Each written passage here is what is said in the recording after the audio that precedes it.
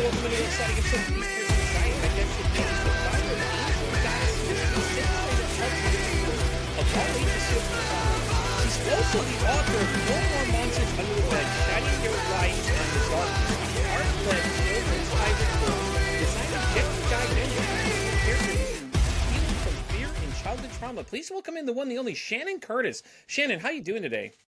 I'm doing great. Thank you so much for having me today. Well, thank you so much for being here. Why don't you tell everybody a little more about yourself, and then we'll get into the book. Yeah, as you said, my name is Shannon Curtis, and I am currently in Texas, and that's where I founded and have Angel Goddess Healing, that I work as an intuitive coach, and I do retreats. I help clients that prep for psychedelic journeys. I do that, as well as write and speak. So I do a little bit of everything, but my main passion is just to help people that are looking to heal and grow in their own space. Well, it's awesome because we're Texas as well, so that's really great. So we're both here, a couple Texans just chatting it up. Well, that's pretty so cool though. So for the book now, I was curious though, how did you come up with it? I mean, it's obviously now you're working on two different groups of people. You're going for children and adults at the same time. So now you're really having to kind of craft it a little bit for children to understand, but at the same time for the adult to lead them through it, correct? Yeah, so a lot of my work I do with my clients is inner child work. I struggled with addiction for about 8 years of my own, and I went to a beautiful place called the Meadows in Arizona, and they really focused on inner child work. And I found that all our core wounds are directly back to that. And so I've just found working with so many clients, even the military, I work with a lot of vets, and they still have that, but they usually always go back to their inner child wounds. And so that's why this book is like a beautiful way of, it's really for our inner child of no matter what age it is, but it is something that really is near and dear to my heart to help children in facing their fears. And my biggest fear that I had to face was overcoming my own sexual trauma. And so that's where the book was really born about, was how do we look at that monster that's under the bed that we're too scared to look at? Yeah, especially when it comes to sexual trauma too, because it's really hard. Were you really young when that happened? I was 4 years old, and I was taken by, I would say, a family acquaintance. It wasn't even someone that was a member or a close family member, probably in his late 20s, early 30s. And my parents were at work. I had 2 older sisters. I was at home with the housekeeper, and he came by to see if he could take me for the day, just to take me out on the town. Again, red flag, huge red flag there. My housekeeper tried to call my mom. She'd have it. She didn't answer. And so she went ahead and let me go with this person. And so those were kind of the big memories I remember, was being with this person, going different places, him kind of showing me off that feeling. But really back in the 80s, McDonald's, that was one of the places he took me. You got a balloon. And so I came home with the balloon that day. So when my mom came home from work, she saw the balloon and she asked me where I got it from. And so as soon as I told her, I immediately saw her response change, her energy shift. And I'm an intuitive now. And so I'd imagine as a 4-year-old, I was very sensitive to other people's energy. And so I immediately felt all that fear coming from my mom, but I wasn't to understand if it was from me or this person. And so she asked me right away, "Does something happen to you?" And I said, "No." And I always maintained that. But really, there were signs there from the very beginning. And my mom maintained asking me, and I always said nothing happened, but I always wanted to know, and I wanted to know, and I tried to do some somatic experiencing when I was in treatment. Nothing helped, but I actually sat with plant medicine myself, ibogaine, in Mexico about a year and a half ago. And that's when I had the full remembrance of all the memories that came flooded back to me. They were just fragmented. And so that's really where this book was born, was understanding why I didn't tell. I was so scared, and I didn't understand the perpetrator's shame versus my own fear. So did you think your mom wouldn't understand if you told her? I mean, because based on what you just said, she had a feeling like this person couldn't be trusted for some reason. I think that my mom ultimately knew she couldn't do anything unless I said yes, but I ultimately knew saying yes would probably change the whole course of not only my trajectory, but my family's. Because I don't know if I would have said yes, what would have happened, how my dad would have reacted, how did my mom, going to the police, having to do that. And so in a way, I was kind of protected from not thinking I was a victim. And so all my life, I had all this shame and guilt, but not really understanding it. But there's 2 type of people I work with, is a lot like me, that are usually addicts, alcoholic, that kind of do all the pain to ourselves. And then there's the other people that go and spread that. And maybe they become the next perpetrator because they're angry, or they go spread all their anger to other people. That wasn't me. I like took it all. I felt like I took it from my family for the fear of if I said yes, that would have forever changed all of us. And so that was my big belief is now, for whatever reason, I did not feel safe saying that it really happened. Yeah, I get that completely because it's hard because one, a lot of times you think that nobody's going to believe you, and it's just, oh, you're just making this. Because a lot of times when you hear these stories, a lot of times that's what they say. They say, oh, well, you're just making things up, or what? It's crazy though because your mom, the way she reacted was just like she knew something wasn't right about this individual. But it's like, okay, if you knew that was the case, why didn't you just tell somebody like, hey, listen, if this person shows up, I mean, a lot of what ifs come with it, but I mean, there's nothing you can do about it now, but it's just interesting because, later on, did it affect a lot of your relationships later on? Because you didn't have to have a really healthy idea of what a relationship was like, especially after that happened to you, obviously. Like, you didn't think, probably, a lot of things you probably allowed happen, you're probably like, okay, well, this is just normal based on what happened as a kid. Am I not following around along the lines a little bit? Yeah, so I had a lot of physical symptoms. By the time I was in junior high and became a woman and started my period, I had a lot of a lot of pain, had 2 surgeries for endometriosis. In my 20s, when I began to try to have children, I had 5 miscarriages, really struggled with that, had a hysterectomy, I think 30, went through menopause at 35. Like you name it, I went through it. So I think that was my core thing was my body remembered. Yeah. And that's one of my favorite books is The Body Keeps Score. It talks about that. Even if your brain can't remember, but there's a reason I want to highlight, there's a reason why children don't tell, because it's this nasty thing that no one talks about. And that's where part of my purpose is coming out and writing this book and speaking is because that's why kids don't tell, because they're not always believed. But then when they are, then they're labeled a victim and a shame and that it was our fault. Maybe I should have said no, this or that. My 4-year-old self was not supposed to understand that.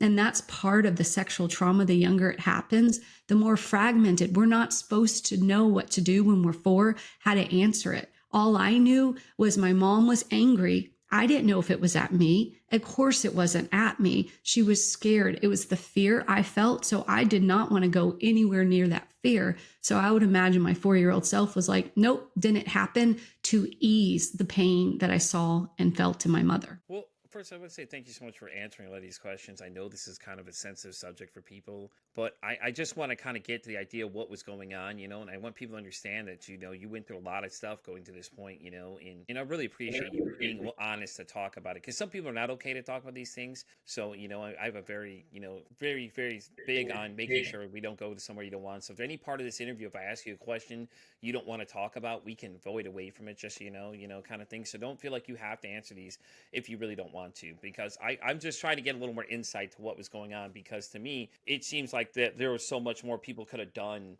But I like you're not putting blame, but you're just saying like if you really analyze the situation, you're like, if you knew this person was like very sketchy, why did you allow them to interact with me then? You know what I mean? Like that's the question I would add.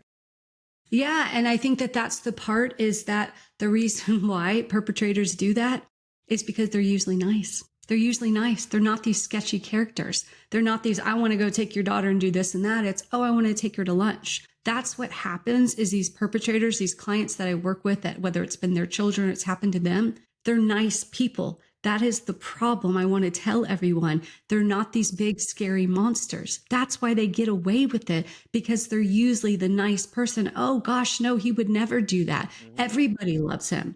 That is why it happens. And so to answer your other question, there's no subject off topic, because I feel like this is my passion and my purpose is to speak about the things that no one wants to talk about. But I'm here to say the perpetrators are usually the nice guys. That's just what it is. Isn't it the scary part though? It's like usually taught that they're the creepers, and it's really not. It's really the other people that are very under. What are they? Covert, basically. They're basically covert because you don't really know what their intentions are. But that's the whole purpose. Like you said, you're here to tell people, like, listen, hey, red flag is that if they're really nice, you might want to really start thinking about what they're saying to you. Yeah, they're the ones that want to help. They're the ones that a lot of times single moms. I have some clients that are single moms that have had that happen in their household from a neighbor that maybe he was a little bit of not the nicest person underneath, but extra nice. Let me help, let me do this. That's what they do. They want to come across so nice, and they bombard you almost with with kindness. So it's almost like uncomfortable to say no. That's one of the things that they use to their advantage, is to say, I'm going to be extra nice, so nice. It's almost impossible to say no to me. That's what happens. Are there any other red flags people should be looking out for besides, just overtly really nice like that? Well, what I always try to tell my clients is, so many times, especially men that I work with, we want to be protectors and protect our children. We can't protect them 24/7. Literally, we cannot. And so what I try to do is flip it and empower the children. And you asked me why I didn't tell. Obviously, there was something in my 4-year-old self that I did not feel comfortable enough with my voice. Now, as I've gotten older, I have found my voice and I have no problem using it. But that took me a lot of work. And that was just recently, in the last year or two, that I was able to find my voice. But that was once I healed my trauma. And that's why, again, working with all my clients, that's what is so important, is you find your voice when you speak up, when you say the things that you were too scared to say, or talking about, yes, I was addict, quote unquote, an addict for 8 years. Yes, I was dealing with my trauma, but I didn't always do the best things. It's okay to talk about it. That is part of releasing the pain, is starting to talk about it. And so I thank you and commend you for asking me these questions. And anyone listening, that's how it starts, is if we start having these uncomfortable conversations, then we're going to figure out, like you said, the red flags, because someone else might be like, oh, this happened or this happened. But that's really what it is empower your kids to where if someone comes up, and even if they're nice and they don't want to go, they say no, or they say, I don't think I should. I'm going to ask my mom. That's what I wish I would have done. My 4-year-old self was so confident that she was like, I'm not going with you. You're not my dad. Yeah. No, I get that completely though. It's scary though, because everybody that wasn't in those situations are probably like, hey, Shannon, this is what I would have done. Well, that's great. When you're in that situation, it would have been a different story. It's always funny when something happens that people always have all these great advice. It's like, yeah, well, it's great advice, but when you're in the situation, it's a whole different story. And plus, you were 4 years old at the time. It's like, a lot of 40-year-olds, they don't have the power to say no to people, because they're like, oh, well, this is an adult telling me to do something, so I got to kind of just listen to what the adult says, and that's what we teach a lot of them. Oh, you got to be respectful to adults, but no, not really. You got to teach these kids how to be be aware of what's going on now these days, because it's just like, these kids can't even go play out in front of the yard anymore like we used to do back in the day. Now you can't do that anymore because you're afraid somebody's going to come snatch your kid at these points. Yeah. And so that's why we start talking about it. And again, the biggest thing is, it wasn't my fault. That's the biggest thing. Anyone that's listening to that has an ounce of shame that they didn't tell, that they didn't run away. I have clients that are confused because they liked it. That's the awful thing about when it happens with men, with males, your body reacts and is stimulation. And so then it comes with all this other shame, because it's like, well, I must have been a part of it because I had an erection. No, none of it is our fault. That is the biggest message I can get across, is the perpetrator is the one. That is their fault, not us. Now, it is our job to fix the trauma, but I also want to make a big point. None of this happened to me. It all happened for me. And that is a big belief I have, is I would not be sitting here with you if this didn't happen to me and I didn't allow it to happen the way it did. So I really don't go back and question a whole lot of what ifs. It's more of, what did I learn from this? And that's the biggest thing, is what I learned is I was not safe to use my voice. And so now I create that. And I have a 15-year-old daughter, and I want to give her the best space that she has to use her voice. Were you suicidal at all?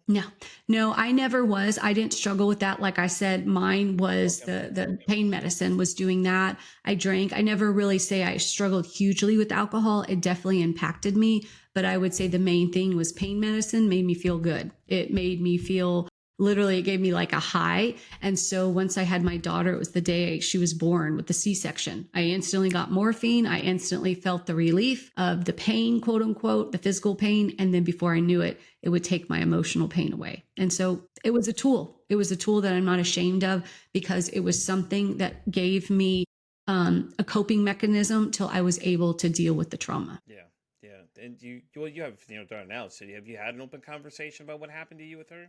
Yes, she knows. And like I said, she has her own story to tell when she's ready in her life. But yes, I do. And that's something that I always talk to her about, being 15, almost 16, and being in the public eye. Something I always wanted to make sure that she felt very comfortable and Yeah. open. But my hope was her learning from my story helped her with her own story. Yeah, and that's good though. I mean, empowering her to have her own voice and everything else like that too. And her side of the story is always interesting too, especially coming from someone as young as she is. So her ideas and her opinions are much different than say ours nowadays. So it's interesting you say that though, because there's a woman I met that we did a whole thing on suicide awareness, and her children were talking out recently. So I reached out to her and asked her about it, and she said that two of the kids said they would come on the show, and we were going to do an interview together, which we're going to plan to do. But it'll be interesting to get their point of view though, because you want to see what the younger kids are thinking. That way we can better approach them, and we'll know like a little bit of what some of their thought processes are at that time. So I think it's really great. So let's get into the book now. So how did you come up with the book? I mean, I love the name of it though. I mean, because we all are worried about that monster under our bed, basically.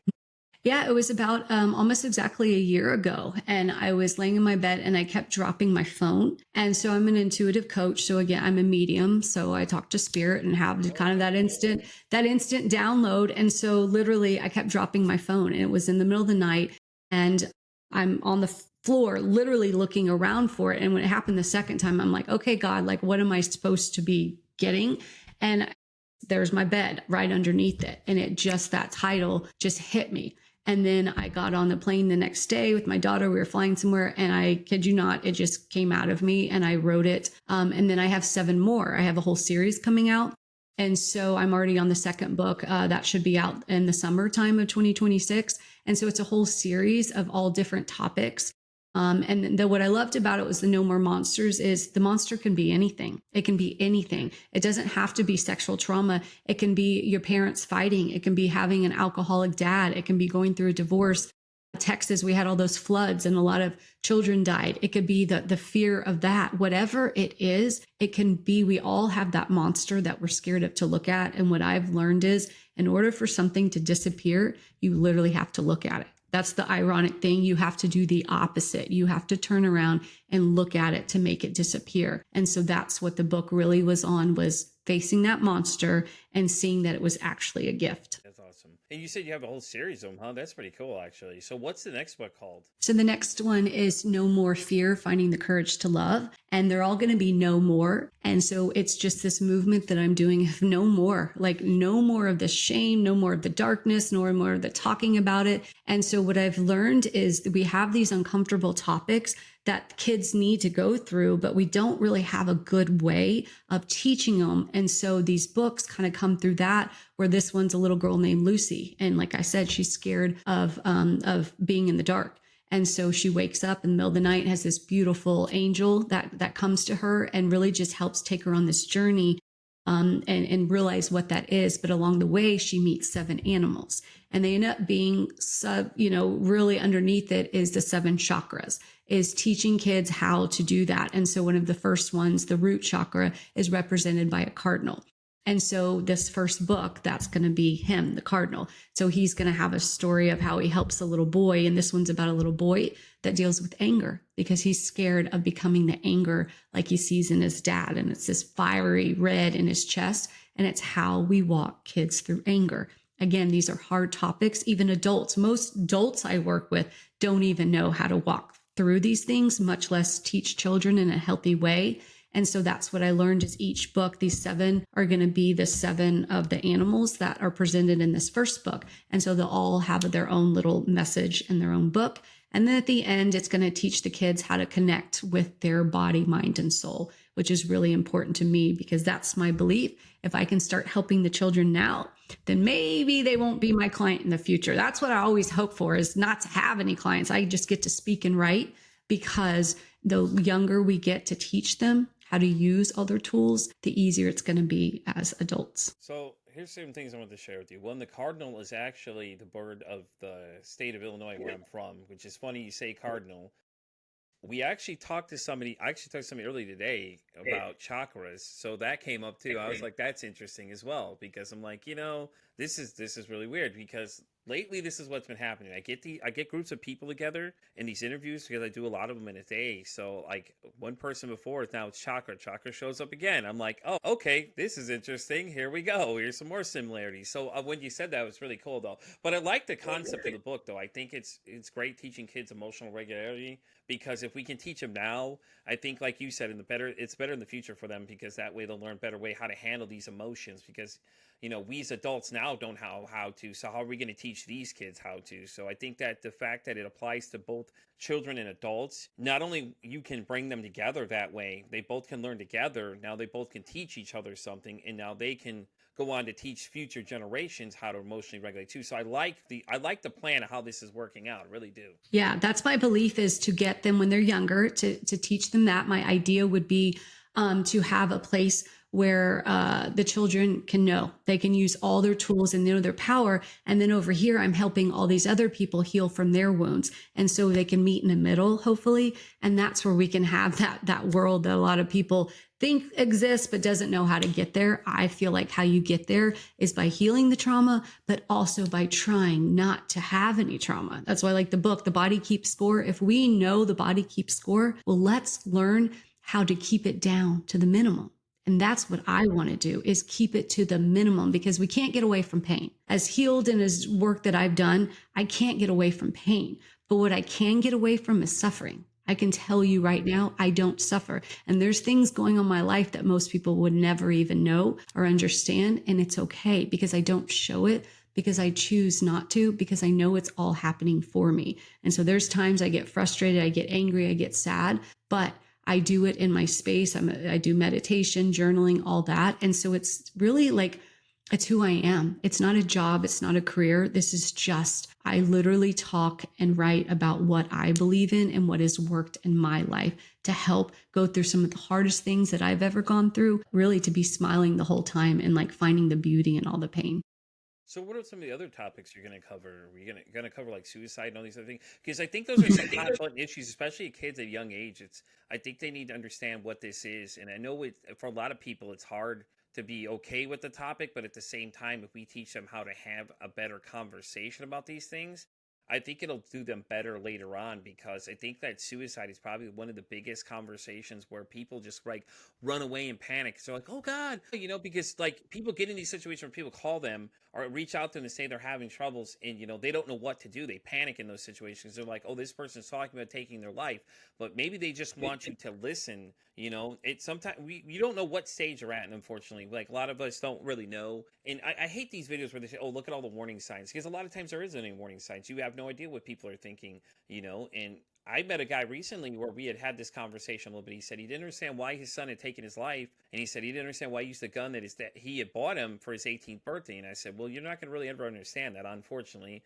We may never know, he's no longer here to tell you why. And, just don't blame yourself for it. It's not your fault. He said, that's the funny thing, is that the suicide note he left is what it said in there. It said, don't blame you for this. And I was just like, wow, because it's like, you're so accurate on it. You didn't realize it. And then he reveals that. And I'm just like, wow, okay, here we go, but it's so interesting when you get into these conversations with people, because like the level of like how they start freaking out about things. And it's like, when really you're supposed to stay calm in these situations. And I think it'd be better, like what you're doing, if we taught these kids how to emotionally regulate better, when these situations come up, we won't have people panicking. We'll be more people there to try and help them sooner. Then hopefully we won't have to lose so many at the rate we're going right now. Yeah. And I think you just said the answer: to talk about it.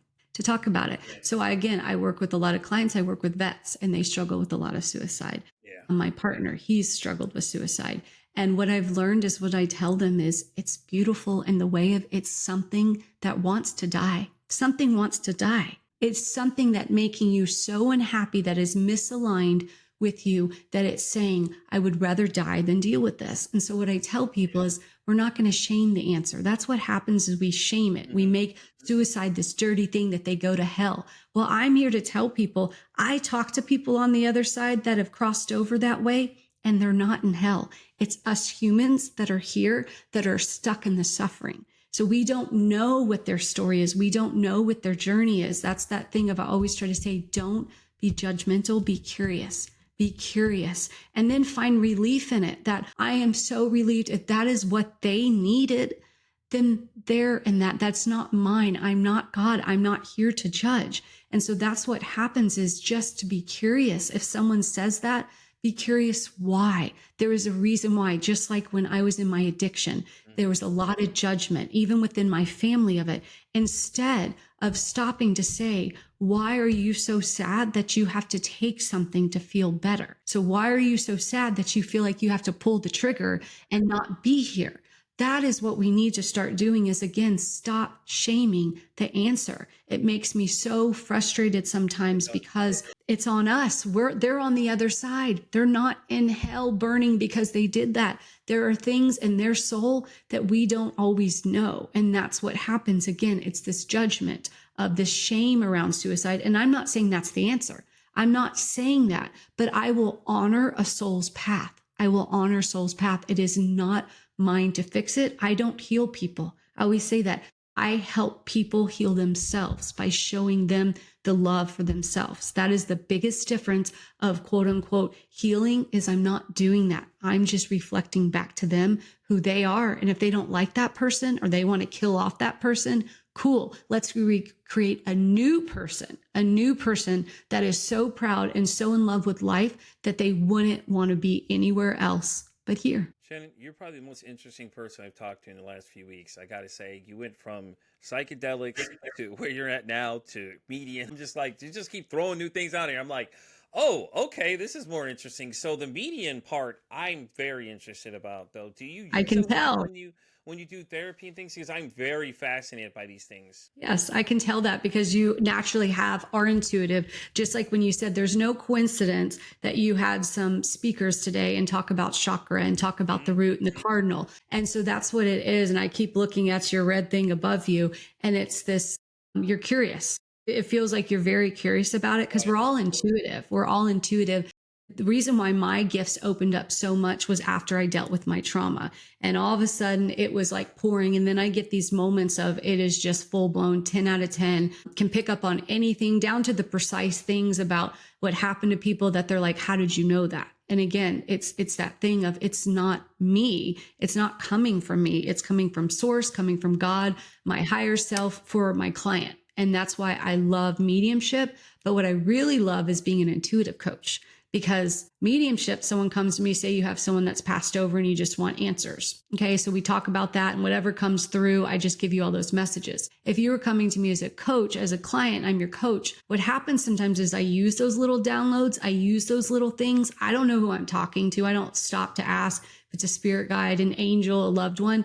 I just know what questions to ask. And then before you know it, we're talking about these subjects that you're like, I've never spoken about this in my life. That's what it is. They just guide me to what questions I ask my clients. And so it's this little extra boost that I get to help people because I have spirit on my side to help me. And I listen to that. I don't listen to my ego. I don't listen to where I want the conversation to go. I trust that whatever's supposed to happen is supposed to happen for that person. I'd like to point something out to everybody listening right now, that when Shannon said I'm very interested in medians, she was 100% correct. She has no previous knowledge of any conversation of us talking. We just said hello to each other, and that's it. Nothing of the sort. She picked up on that instantly. Just, that should give you the legitimacy of how much this woman knows without having to even tell her anything. So, but I'm always intrigued about anything. Like when I started this show originally, it was a healing journey. But as I took a turn, because when I hit energy healing,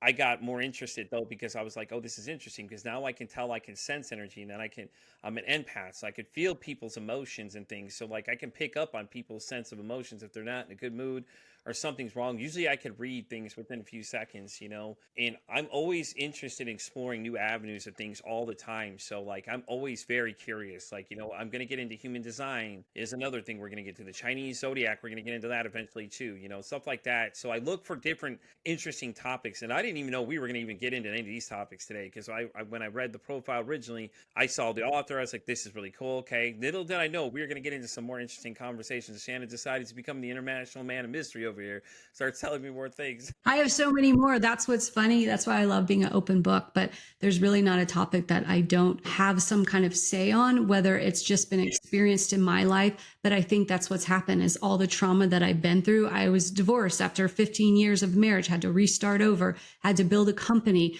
All these things have made me who I am. But ultimately, like you said, the mediumship stuff, that's just me listening to myself. That is me being guided to where I'm supposed to go. And that is the biggest passion that I help people with, just like you. There is a reason why you feel extra. And so once you're curious about that and start understanding why, then it becomes a superpower. And so I always thought there was something wrong with me. I was too sensitive. I was too much.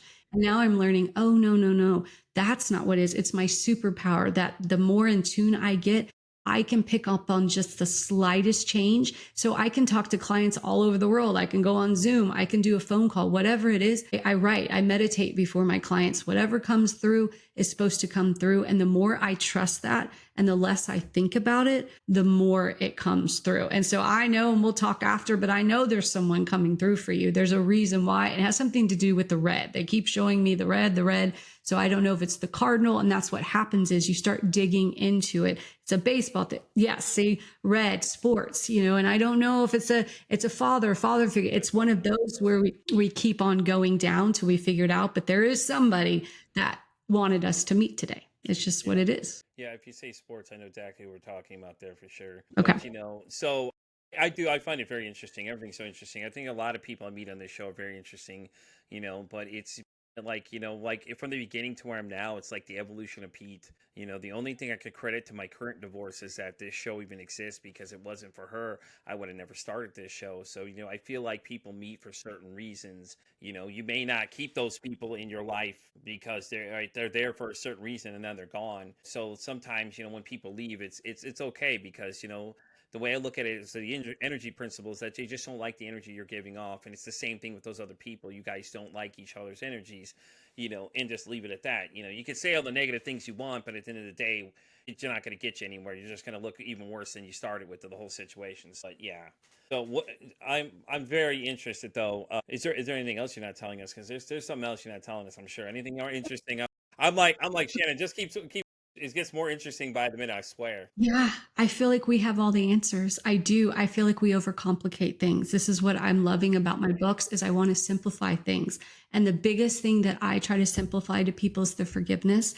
I feel like we have it all wrong. I feel like we have not been taught the proper way to forgive. And what I found is forgiveness is forgiving all your pain and your shame back. And forgetting is actually forgetting your power back. And so it's like those play on those words that I don't think we realize what it's really for. And so I have actually looked in the face of a perpetrator that did something very awful. And I said, I forgive you. I have forgiven my perpetrator. I have forgiven everyone in my life that has ever done something quote unquote wrong. Because again, when you flip the script and you look at it as it wasn't done wrong, there was a lesson in it. Am I willing to learn that lesson? And just like you said with the divorce, am I willing to look at my ex and say, thank you for showing me all those things? First, thank you for showing me how you start over, you burn it all down and you build it back up. And now I have a business and I have land and I have a home, all these things I never would have had on my own. And so it's that thing of really, really just getting down to the nitty gritty of starting with to forgive yourself.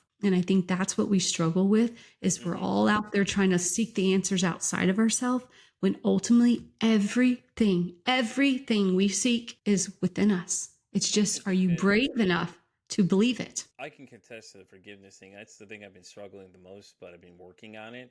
In my ex, I do have to give her credit to that much. She was right. I should have gotten help a long time ago. And I told her that recently. Like, me and her have never had a great relationship. We have 3 kids together, and I literally told her, hey, listen, you did a great job raising these girls. They're doing great. I'm so happy. And I told her, I said, I should have taken your advice a long time ago and gotten help sooner. And I didn't. But, I've had to do a lot of swallowing my pride and taking in the things that I did. And it's hard. I'll be the first one to tell you, it's hard. It's hard to admit when you're wrong, man. It's like you have to look yourself in the mirror and admit that you fucked up, and the things that you did, you have to say, you have to forgive yourself first. You may not get forgiveness on the other side of the table, regardless, but you can't do it for that. You have to do it for yourself. Ultimately, at the end of the day, like Shannon was saying, it's like it literally is, and it's hard. It really is. It's hard because if anybody that knows me well enough knows that I hate admitting when I'm wrong. Like I'll argue to the end of the day that I'm not wrong, especially when it comes to my sport team. I'll die on the cross for them. Yeah. And So I things like would that. question you that. That's what we would ask is, what is it that you're really trying to protect? What is it you're really, really trying to argue? Is it that you're really right? Is it about being seen and heard, that maybe you didn't have that voice? That's what happens, is because I'm here to tell you, it actually does get easier. It gets easy. I actually like admitting. That's why I say my stuff. Yeah, I wasn't the best wife at a time. Yeah, I had an addiction 7 years out of my daughter's 15. Yes, I had an affair. Yes, I have been the bad, but I have been the good too. And so it actually empowers me when I take it and I own it, because then nobody else gets to use it. Nobody else. Nobody else. They're like, oh, you're an addict. Okay, yeah, that was a behavior. That's not who I was. And so I actually have become curious about my behaviors instead of judging them. And so I find that when there's something wrong, I'm like, oh, okay, why? Where was that coming from? And sometimes it can be, I'm just not in a space where I feel safe enough to fully voice my truth. And so that's what happens is, okay, well, then that's on me. Then let me create a space. Let me be with a partner that I can voice my truth. And so those are those interesting things of, I think we're just not taught how to forgive, but really to forgive ourselves. And again, what is forgiveness really about? Because I tell people it is actually the easiest thing I do. It's the most selfish thing I do, because when I forgive, I get my power back. I'm like, I'm giving you your shame. I'm giving your anger, everything. I'm giving that to you. But guess what? I'm getting my power back and I'm standing in it. And it actually feels really, really good to me. Yeah, no, I agree. I agree. It is. It feels great once you can accept your faults and you get the forgiveness and you feel like you feel better. And a lot of people made that comment though that they could see the change and and it's being the middle child too. Is like you don't feel like you're being heard enough, and it's a lot of different conflicts. And you could sit here and make excuses all day, or you could just sit here and own up to your mistakes. And I think that was the hardest part. It's like, you admitting you're wrong. I think that's the whole thing. It's like, I never want to be wrong. Like, my mom was like that too. She always wanted to argue, and she didn't ever want to be wrong. So I guess I kind of learned it from her a little bit too, and it's just like, yeah. Yeah, I don't like to be wrong. I tell you, and I hate it to be wrong, but I mean, it's, sometimes you got to just fall on the sword and admit where you mess up, and a lot of times when it comes to that, people are more understanding because it's like, okay, well, I screwed up, this and that, and I've seen it in my own life. Like my kids and I don't have a great relationship, but recently we kind of talk here and there, which is better than where we were because we were at zero speaking terms. One of them, in fact, told me she hated me, but then the next few days later, started talking to me again after I sent her.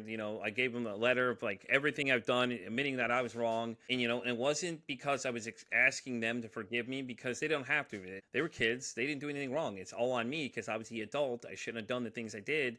In having to admit to them that you failed them as an adult somewhat at that point. It's hard, but I mean, a lot of these kids will see that and they could read through fact or crap. Let's be honest here. They're not stupid. They can read whether or not you're genuine or not, and things like that too. And it seemed like after that conversation and she got out what she had to say, because I have three daughters of my own, it was like it seemed a little different. The dynamic changed a lot to like now it's like a random text message here and there, which you're gonna get at that age anyways. They're at that age where you'll hear from them, you won't hear from them. Hey, Dad, can I have $20? That kind of thing that comes up all the time. So it's like and it's more following through on things too. Is the other thing too is like if you say you're going to do something, you need to do it. And I'm working on that too. So it's been a journey, but it's getting easier to talk about it. Like I don't at first I really didn't say much about my past, and now it's like I talk about it all the time with people. I have no problem.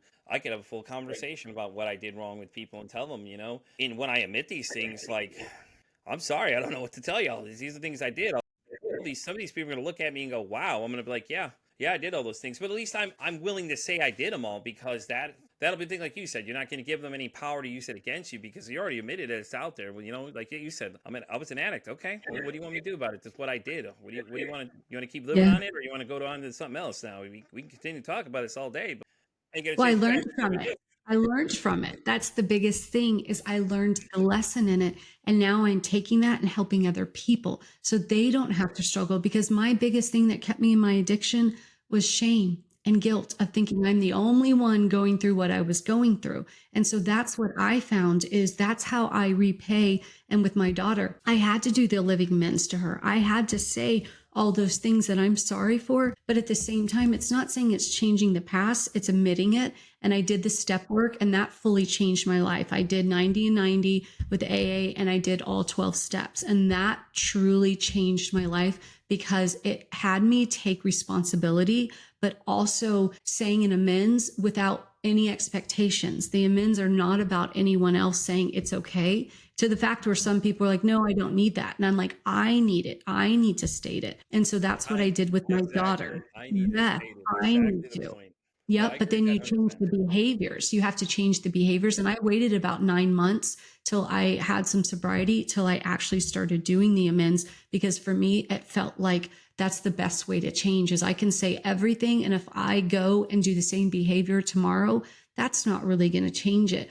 And so with my daughter, I just did everything I could to show her. And how I do now is being open and honest with who I am, my struggles, but also now with my successes. And I think she sees that and admires where I've come from to where I am now because I take all that pain and now I'm turning it to purpose to help other people so they don't have to go through maybe the pain that I went through. Yeah, and it's empowering her too to see that, a strong woman doing these things, and then, it gives her something to look up to as well. Because with the internet these days, God knows what these kids are watching with these people, man. Like I go through my Instagram feed, and it's actually a podcast idea I'm going to do. It's called Pete versus his feed. I'm going to literally scroll through my feed and let people see what I show on my feed there, and just like the videos I get are just the weirdest things ever. And it's like I can only imagine what some of these kids and these algorithms are going to do to these kids. Because with girls, it's like all these pretty girls appear. Oh, you have to look so pretty, or you have to have all this. You have to do all these things that guys will like you, kind of thing. And it's that whole misconception of how things should be, and it's really not. It's like just be yourself. It's like hell, we can't even let these kids dress the way they want to dress because it's too inappropriate. Because I had a conversation when I was raising the three of them because at one point they were living with me and I was raising three girls. I did have a conversation with the oldest one about, hey, listen, you can't do that because boys don't know how to act right. Like I didn't know what else to tell her. Like like how do you explain to a 13-year-old kid that they can't dress the way they want to dress because boys can't act right? It's like So you know it's a hard topic raising. So I think for me, the best thing I've learned is to raise just a confident daughter mhm, and the fact of she wears something that makes her feel good because I've learned too, no matter how I dress, how I look, bad people find me if they want to find me. And so I always tell her too, you look for the good, you're going to find the good. You look for the bad, you're going to find the bad.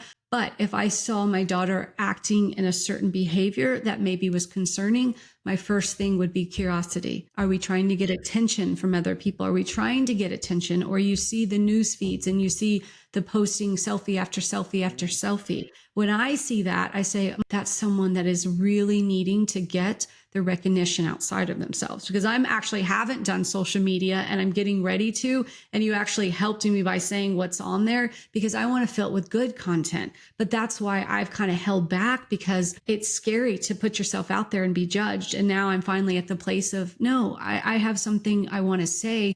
And however that lands on somebody, and I've already had it, just with my plant medicine experience, and I'm medium, I'm talking to the devil and this and that. It's okay. Like I tell them, I wish you love and light, but you're kindly going to leave my page because it's my page and I choose to post things of only love and light and positivity. But that's that thing of I had to be ready and find my voice. And I think that's what's happening with social media is we're not using it for the right way. We're using it again to seek validation outside of ourselves. And that is such a slippery slope with our teens, our youth, because if we keep on with that, their whole life's going to be that. And they're never going to know what it feels like to truly be self validated. Yeah, and that's the thing for social media. There is this thing called school. I don't know if you've ever looked into it yet and seen it. I have a school committee of my own I started working on, and that was the reason because of the things that they post on the internet. And what really drove it even home more was that there's this 16-year-old girl that was posting about going to some dance, and these guys that are like 50, 60 years old, somewhere in the older range, were putting the most disgusting comments ever. Oh, I wonder your dress to look good on my floor. I'm like, bro, this is a 16-year-old kid you're talking to. What the hell is wrong with you? And then these sites are like, well, I have to police my own people. Yeah, you do. But this is your website. What do you mean? You're allowing these people to post these crazy things. Like some of these things is just, the internet's a scary place. But there is So hope imagine out what there. they say behind. Imagine that's what I want people listening to think about. This is why we have to stop all this behavior. So if someone feels that comfortable to post something about a woman, 16-year-old, but a woman, what do you think they're saying behind the back? And that is the part that I am ready to start talking about, because I don't like it. This isn't conversations I like to start talking about sexual trauma, but what I found is no one's talking about it, and it's getting worse and worse and worse. And so if you can't even post a picture of your child on the internet and worrying about what other men, grown men, are going to say, like I said, it's not the girl's problem. Why don't we start talking about why these behaviors are happening? And that's the question I want to ask people listening is, it's not the victim's fault. I don't care what you post. Now, again, if someone posts a half naked thing, my question to the woman's going to be, what are you trying to get something out of it? And if they are, they are. But the other side of it is, who's looking and commenting, that does not give you the right to comment inappropriately just because maybe it's a 16-year-old girl struggling. In the Maybe back. she's Please tell them in the back. I say that all the time. I meet very, very attractive women, okay? So this is an example. My friend Whitney that I know that had been on the show. When I met her originally, it was like she was really cool. You know, real great conversation with me and her. But the thing I always notice, like I hang out in her comment section, you just see these guys come in and say the most disgusting things. It's like, bro, you've never seen a pretty girl before in your life? Like, is this how you act, like talk to your mother this way too? It's like what is wrong with you guys? You know, and she just like sits there and just cuts him down. Like she just starts like fighting him off all the time. I'd laugh hysterically because this girl's like, oh, you gonna say something disgusting? Okay, I got you. And then just starts calling him out. Well, get out of my, you know, there's a block button for a reason, guys. You know, and I think like when you come to the comment section though, Bert Kreischer is one of the best ones I could quote the most. He get 1,000 positive comments, but he's always staring at that negative comment. But I'm like, at the same time, thinking about Bert, you could easily just go block and not have to deal with it anymore. But you know, he has a history of mental health as well, and his anxiety won't let him. He just stares at it and it constantly plays in his head and repeat. So I feel that 100%. It's just, I think it's more that these guys don't want to take responsibility. And to your point though, we had the CEO of Callisto on the podcast. She runs this site. It's called Callisto. It basically takes the statistics of people that have been sexually assaulted, and like people, if anybody reports the same person, they match them up to let them know that, hey, you're not alone. Like they let them know there's a match, and it's basically a giant database of sorts. But she was saying, like, watch when we post this on the feed, how many times watch is going to get taken down before anybody says anything else. Prime example for TikTok too is like, you can't say certain things on TikTok because you'll get banned. I'm like, but if this is an adult platform and we're having adult conversations, why is this scantily clad woman staying on there? But I'm having a real conversation about people's mental health and suicide is a topic, and you don't like it. And I can't even say that word. I got to say unalive and all these other weird code words that you have to say about things, or else you'll get banned or you'll get restricted. And it's just like, but that's what these sites are for. This is for people to get together, have these kind of conversations. But you're narrowing us down because you won't let us talk about these things because you're, for what reason? It's like you're letting children join this Let's app. think about why. Let's think about that. That's what I always stop and I'm curious. Why? Why do we not want it to? Why they don't want us to talk about it? Right? There's a bigger thing, and that's what I always say is, are we living in the land of the free? Are we really sending our sons and daughters off to fight? Because I work with a lot of vets and I see the backside of it. I see the backside. So I'm not just making this up. I see what happens when they come back from war. And I'm like, who's really winning? Because they're not winning. And what are they fighting for? Are they fighting for that our children are getting sexually assaulted and they can't go to school without learning how to run from gunshots and all these things? They can't go out to the mall. We can't drop them off and worry. All these things, just all the problems that are going on now. I'm like, let's stop and really think, is this what we're fighting for? Is this what we're sending our sons and daughters off to go die for? What are our children doing here? So if you can't even go on a platform and you can't even post a picture of your child or yourself, because I know I get it too, all these comments or people that slide in, I would say, you wouldn't want to be with me. I promise you would not want to be with me because I wouldn't allow that behavior. I wouldn't allow that. So you think you want a woman like me, but I guarantee you don't. And the daughter I'm raising is going to be the same way, that no, you have to meet me where I'm at. I'm not coming down to you. I'm not going to play the little games like you said. I'm going to block you, because that's all it is that is the thought of it, is you're not ready to handle the truth. And so that's what I love. Again, I am paid to be myself. And that's what I tell people. I have created this space in myself to where I get to write, talk, and speak about whatever I want. And guess what? I get paid for it. That's how you like make a change. Is I started with what made me happy, and then I worried about everything else, and then I built a life around it. But I literally built into where I get to live in my most authentic self. And so one of those is something I'm willing to die for, my freedom of speech, of being able to say my own truth. And again, it's just where we're going to. And I truly feel like once we start questioning everything that's going on and start talking about it like you and I are today, then we're starting to go in a direction of change. But until then, we're not. We're literally just hiding that monster under the bed and not wanting to look at it. I just want to like throw a mic right now. Like, that's Shannon Curtis. Boom, just throw the thing down right there after she said all that. So as we get ready to start wrapping up, Shannon, I'm going to ask you 2 questions, okay? I ask all my guests these questions. So the first one's kind of a fun one. The question is, if your mental health had a song, what would that song be? Easy. I always say Counting Crows. I'm not Counting Crows. She talks to angels. Sorry, I don't know why I said that. That's the one that I always talk to with the, why can't I think of it right now? My brain just, the black crows. Robinson, you know that? Do you know the one I'm talking about? I know exactly Okay. what you're talking about. Yes. Okay. Yes, That's one I always sum up. Yes. Yeah. Yes, I always love asking people that question because everybody starts laughing or they'll go, "Oh, damn, that's a good question." I think you've had the fastest response ever to that question ever. We play it all the time. My daughter and my partner and I will all be in the car, and we were just talking about it the other day, and we go in a circle and we get to play songs. And that's always like my top one. I say, if I have to describe myself in one thing, that would be the song. So what other kind of music are you listening to in that car? I'm kind of curious now. Man, I listen to everything. I'm very eclectic. My meditations are very different. I listen to all kinds of music, tribal music, Buddha music. Like there's nothing off that. It's kind of whatever moves my needle. But I do lately try to listen to pretty positive things, because I do find that, again, just like TV, I don't really do TV. I don't really do a whole lot of social media. I try to do uplifting songs. So I do a lot of times match my mood with the songs that I listen to. But I would say nothing's really off the table when it comes to music. Yeah, no, I agree. I like it too. I've been getting really big into a band called Let Me Bleed. I know the band's name's kind of crazy, but the songs the guy Eddie writes are just amazing, and a lot of them apply. So the theme song to this show is It Me?" And he has a couple other ones like Worthless and Go, and these things all apply to you, but they're not like negative anyways. The titles may feel that way, but they're very uplifting the way that just kind of you can connect them, because I feel like music is a really great way to connect people too.